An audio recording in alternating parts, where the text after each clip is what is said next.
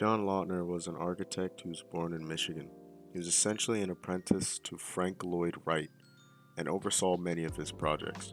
Lautner had plenty sources of inspiration, and one of them was mainly like organic things. An article from the Los Angeles Conservancy states that Lautner adopted Wright's philosophy of organic architecture, which promotes harmony between man and nature by exploring the interplay of people, spaces, and the natural and built environments. A prime example of this would be the Deutsch House, which is a home Lautner constructed in 1954 in Los Angeles.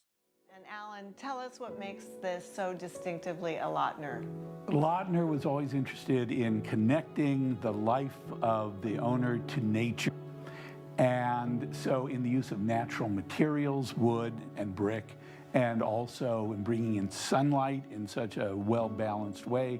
And then, of course, this incredible view of the Hollywood Hills beyond us, which become part of just the way people live. But there's another design Lautner was known for, one that spread like wildfire throughout the 1950s and began with just one coffee shop, a design so well known that it even has its own term. That design is called. The word itself has a rather odd origin.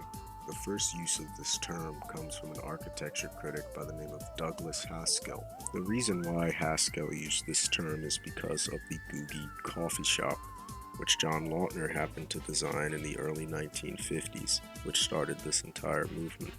Googie's success is not only due to Lautner though. There were other things inside of the equation like the space race and the car culture of the 1950s. America was moving in a more futuristic direction, and to compensate, the architecture of the time had to evolve as well.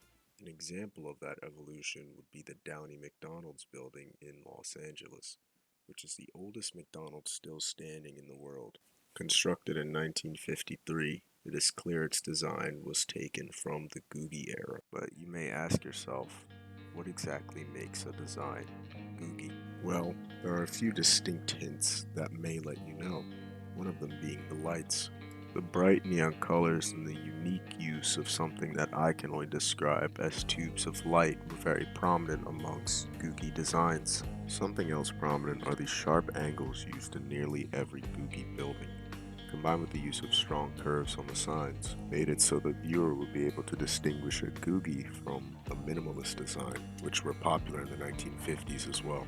Googie architecture was definitely a staple in American culture in the 1950s. It even spread to cartoons like the Jetsons in the 60s and the design of most casinos in LA and Las Vegas. Another huge example would be the Las Vegas sign, which it also inspired. But at some point we have to evolve, and the cost of that is equal to Newton's third law. The only way humans have ever figured out of getting somewhere is to leave something behind.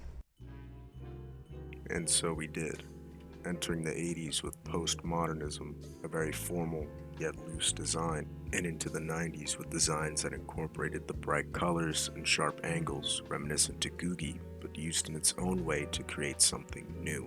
But even the vibrant colors would die off as well for the most part, leaving us in the 2010s with muted, cubic, and linear designs which still stay as the dominant option in today's world, regardless of where we are today. Without Lautner and the external influences behind Googie, we would not have many beautiful pieces from that era which continued to inspire and help push forward architecture as a whole. Hopefully Googie will make a return, as many older trends are coming back and we can put our own new spin on it. Or it will fade into obscurity, like many other architectural trends.